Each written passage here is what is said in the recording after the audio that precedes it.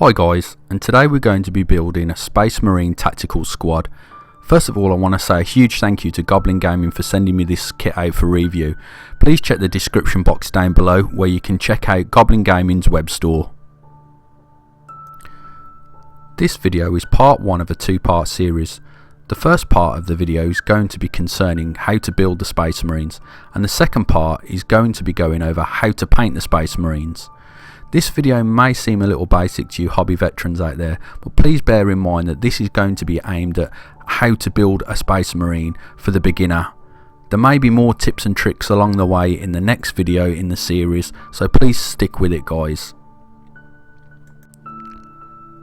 Here I'm showing some of the basic tools that I use to build the Space Marines.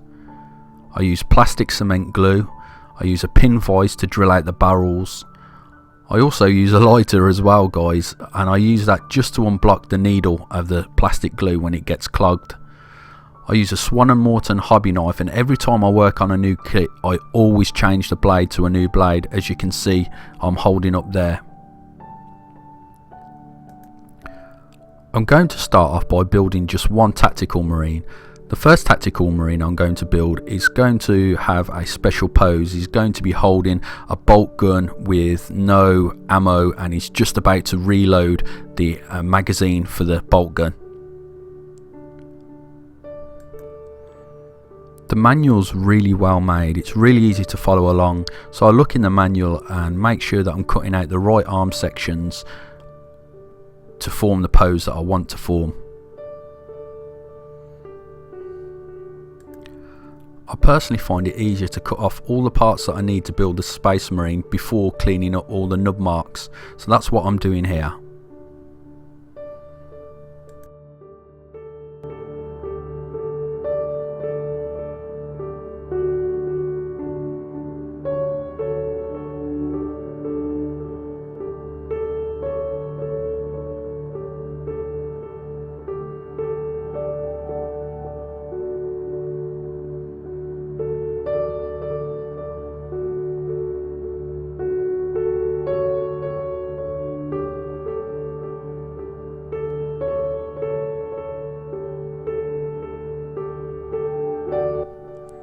Almost all of the parts will have a seam line from where the plastic kit was moulded, so you have to scrape along those mould lines or use a file to make sure that you tidy them up.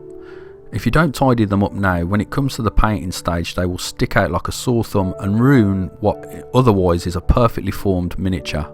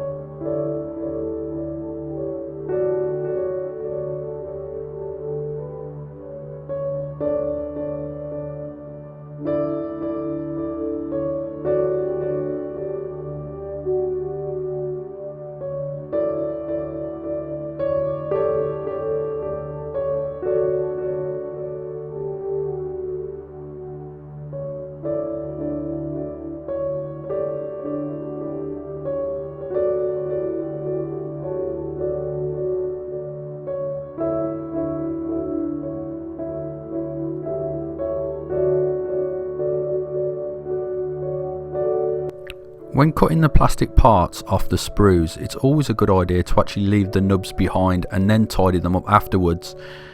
If you cut too close to the part, you risk damage and indenting the plastic, which is harder to repair than just scraping off the excess nub marks afterwards.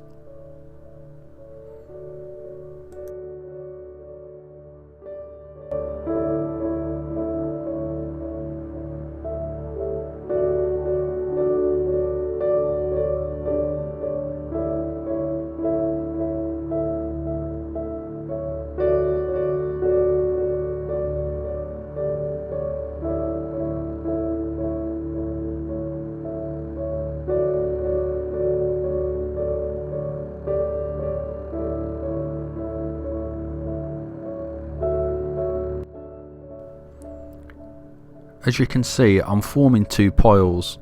On the top pile it's all the parts that have been cleaned up and all the nubs have been removed, and at the bottom pile it's the pieces that haven't yet been cleaned up. It's so I don't get confused and miss out a part, and then when I come to the painting stage I find out that I've got a huge seam line that I've missed.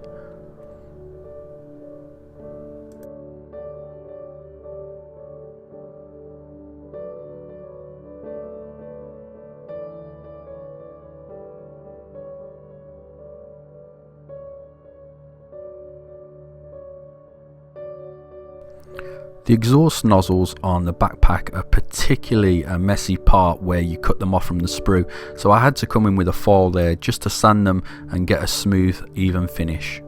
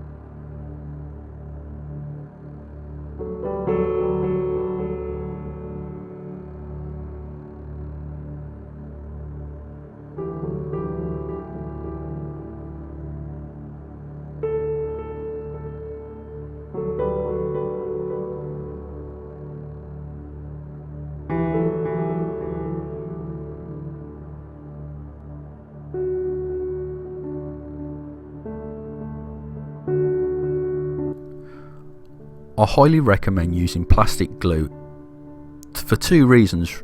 One, if you're new to the hobby, it's going to give you time to set the part into place before the weld forms, and secondly, it forms a much better bond than super glue. Super glue will have a brittle bond that can be snapped off. Once these plastic parts are glued together with plastic glue, it forms like a weld, melting each part together, so it forms a much better bond, and it also gives you time to set the part in place and make readjustments for a short while after gluing.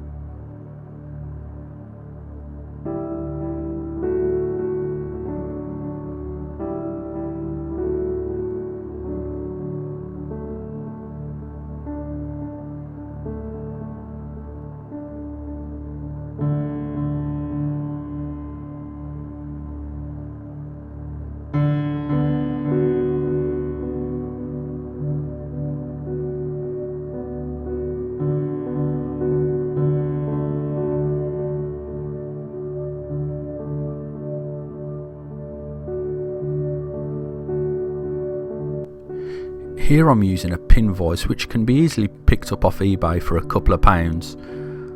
I'll drill out the side vent and go back through the other side to make sure it's a nice clean hole.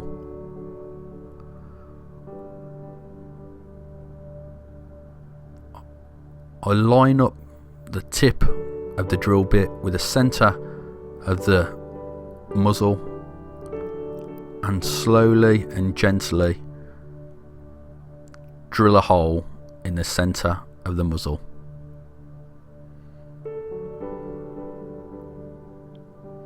And that's what it looks like when it's finished.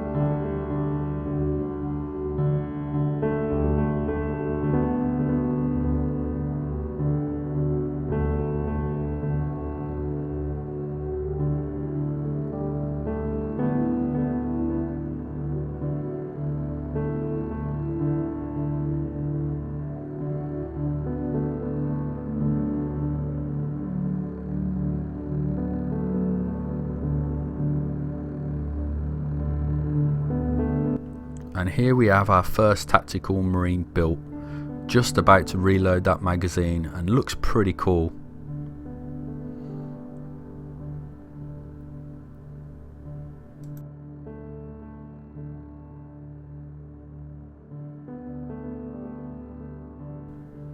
In the manual, the arms come in sets of 3 equal parts, so I decided to build 3 tactical marines at the same time that are all going to be in a similar sort of pose.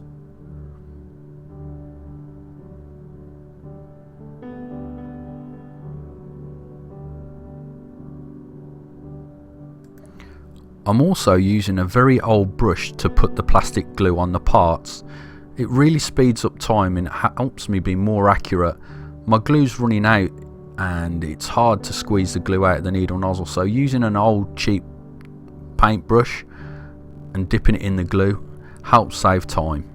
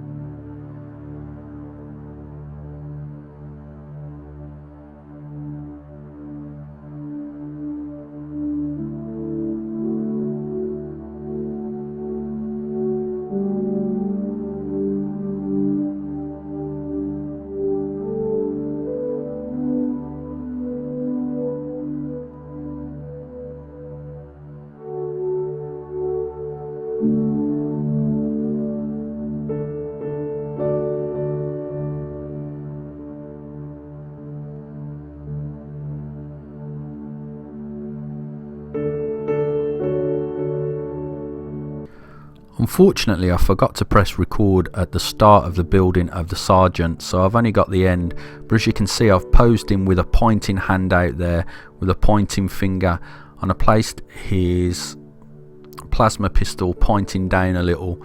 I've also put the early mark armour plates on him to make him look like he's wearing really old and ancient armour because he's a sergeant, and it'd look a bit cooler that way.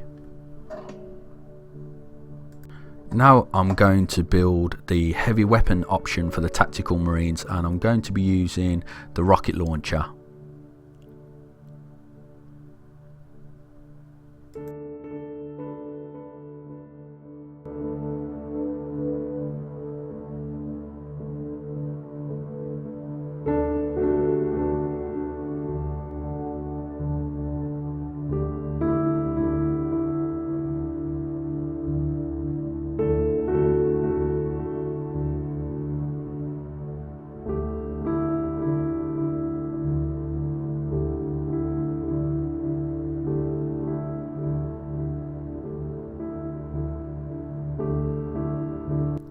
This is where using plastic glue helps a hell of a lot. You need to make sure that the rocket launcher is facing up in the air, and also that the other arm's going to be touching the other side of the rocket launcher. This would be much more difficult to do with super glue. You'll see in a moment what I mean by replacing the arms as it sets.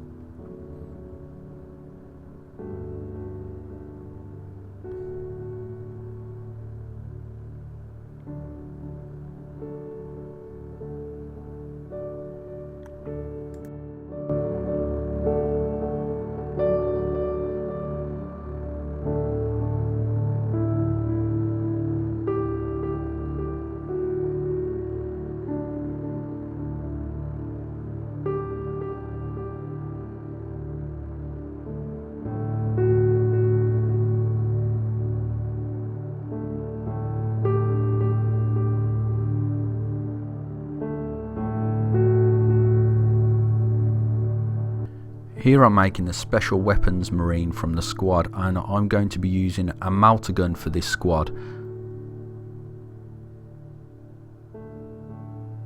I've decided to pose him with an Auspex, so the heavy weapon marine and the special weapon marine look a little bit different from those holding the bolt guns.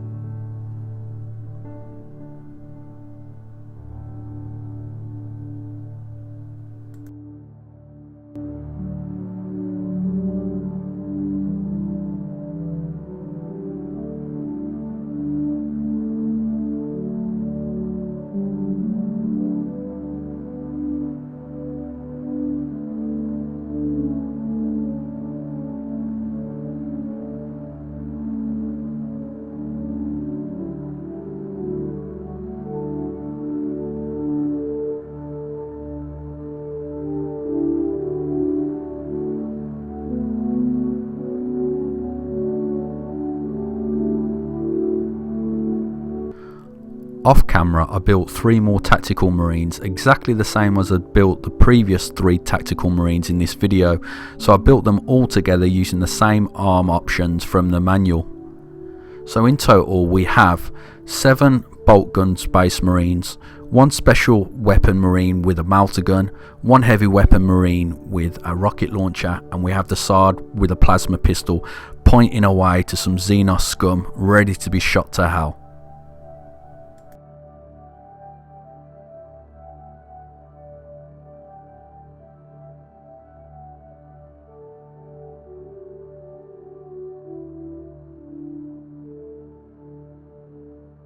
The last thing to do to our built tactical marines is to base them. Here I'm using white glue all on the bottom of the base, being careful not to get too much on the feet. And then I place my sand mix all around the bottom. Make sure that with my finger I tidy up all the bottom of the base. You don't want any basing material around the side of the base at all.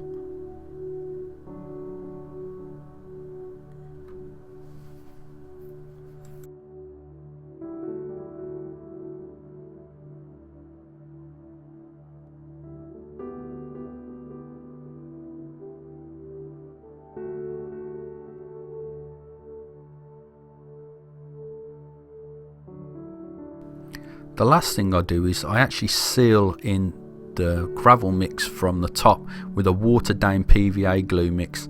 It's to make sure that the top parts of that sand don't come off when you start to paint and dry brush. I hope you enjoyed this video, guys. Stay tuned for part 2, and also don't forget to check the description box down below for Goblin Gaming, and also tickle the like button if you enjoyed this video, and I'll catch you in the next one.